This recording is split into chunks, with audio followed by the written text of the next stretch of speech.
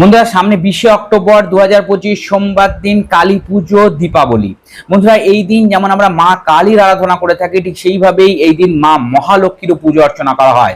মা মহালক্ষ্মীর বিশেষ কৃপা আশীর্বাদে আমাদের জীবন ধন দৌলতে পরিপূর্ণ হতে পারে।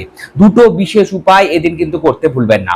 এই দিন একটু চালের গুঁড়ো এবং একটু হলুদের গুঁড়ো নিন, গঙ্গা জল দিয়ে ভালো করে মিশিয়ে নিন এবং বাড়ির সদর দরজায় মা লক্ষ্মীকে স্মরণ করে স্বস্তিক চিহ্ন অবশ্যই আঁকবেন এই দ্রব্যগুলো দিয়ে।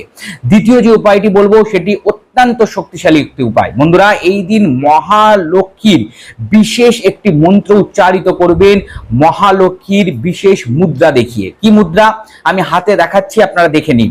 বন্ধুরা ঠিক এইভাবে দেখুন, ঠিক এইভাবে মা মহালক্ষ্মীর মুদ্রা আপনারা প্রস্তুত করবেন। ঠিক এরকম ভাবে এটাকে বলে মা মহালক্ষ্মী মুদ্রা।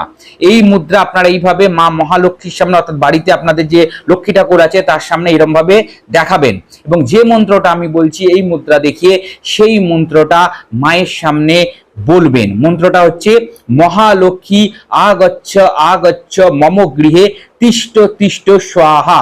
এই মন্ত্রটা আপনারা বলবেন এই মুদ্রা দেখিয়ে।